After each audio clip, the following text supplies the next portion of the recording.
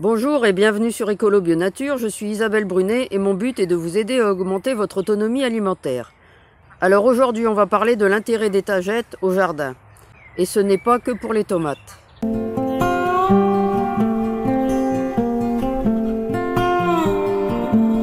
Alors dans mon livre Les alliés du jardin, guide des auxiliaires en permaculture, j'ai choisi au niveau des végétaux 5 alliés, 5 plantes différentes. Et il y a notamment les tagettes. Alors les tagettes, l'œillet d'Inde, les roses d'Inde, tout ça c'est la famille des tagettes. Mais surtout l'œillet d'Inde, c'est la tagette patula, c'est la plus connue.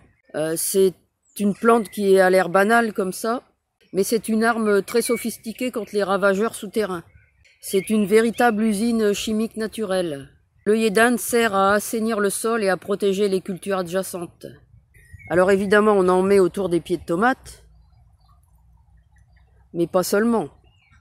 Les racines des œillets d'Inde produisent une gamme impressionnante de composés bioactifs. Bon, je vous les cite pas, hein. Vous les retrouverez dans mon livre. Leur zone d'assainissement s'étend bien au-delà de l'emprise visible de la plante. Elle fonctionne un peu comme un détecteur de danger en fait, et elle ajuste sa réponse défensive. En général, quand vous avez des plantes dont les racines ont un effet assainissant, elles agissent défensivement. Tandis que les œillets d'Inde, elles, ce sont vraiment des prédatrices. Leurs racines vont vraiment attirer les nématodes et vont les piéger. Et elles savent cibler les endroits les plus efficaces possibles pour optimiser leur protection. Quant aux fleurs, eh bien, elles ont une endurance incroyable. Les œillets d'Inde peuvent maintenir leur production de fleurs pendant plus de 6 mois consécutifs. Elles forment continuellement de nouveaux boutons. Vous pouvez avoir plus de 100 fleurs sur chaque plante par saison. Alors il n'y a pas que leurs racines qui sont utiles, parce que leur odeur aussi modifie l'écologie des insectes du jardin.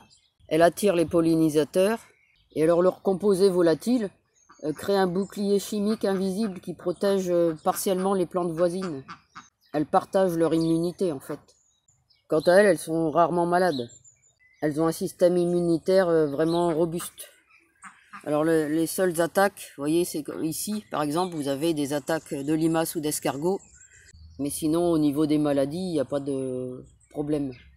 Bon, elles ont aussi un impact restructurant sur l'ensemble des micro-organismes du sol. Elles sont capables de transformer radicalement l'écologie microbienne du sol.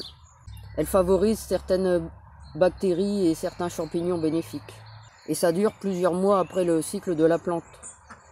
Donc ça transforme la santé globale de votre sol en fait. Alors les plantes qui peuvent bénéficier de tous les bienfaits des œillets d'Inde, eh bien, il n'y a pas que les tomates. Il y a aussi les rosiers, les carottes, les poireaux, les fraisiers, les pommes de terre, les aubergines et toutes les cucurbitacées. Alors on peut les mettre en alternance avec les cultures sensibles, comme ici. J'ai commencé à en mettre, mais je voulais garder pour vous faire la vidéo. Je voulais en garder quelques-unes en pot. Alors, en alternance avec les tomates, vous voyez, j'ai commencé. Alors j'ai mis aussi du basilic, qui a aussi un effet protecteur, mais qui n'a rien à voir avec les œillets d'Inde. Il y en a, j'ai commencé à en mettre quelques-uns. Là-bas aussi. Vous pouvez les mettre en bordure protectrice aussi, en association intercalaire, en pot stratégique que vous déplacez au fur et à mesure, ou en massif de régénération. Quand vous avez un sol qui est vraiment pas exceptionnel, vous pouvez les mettre aussi en massif de régénération du sol. Ça va totalement assainir votre sol. Alors vous pouvez faire des stratégies ciblées, vous pouvez faire des protocoles de soins complets de votre jardin grâce aux œillets d'Inde. Je ne rentre pas dans tous les détails, vous retrouverez ça dans mon livre. Alors les fleurs ont aussi un effet sur tout ce qui est aleuroles, mouches, trips, etc. Alors je les sème fin mars, début avril, voire même jusque mi-avril, ça dépend des moments.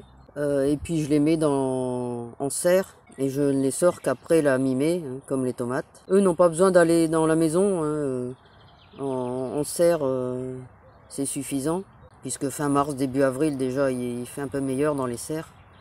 Donc c'est suffisant pour les semer à cette période-là. Et j'hésite pas à en semer beaucoup parce que c'est très utile au jardin. Et puis comme les escargots adorent ça, si c'est une année pluvieuse, j'en ai pas mal qui se font manger. donc j'en sème toujours beaucoup. De toute façon, des œillets d'Inde, vous n'en avez jamais de trop au jardin, vu son utilité. Donc si vous voulez en savoir plus sur l'utilisation des œillets d'Inde au jardin, et d'autres plantes, évidemment, mais pas seulement, hein, j'y parle aussi d'auxiliaires animaux. Vous retrouverez tout ça dans mon livre Les alliés du jardin, guide des auxiliaires en permaculture, qui est disponible sur Amazon, je vous mettrai le lien en description.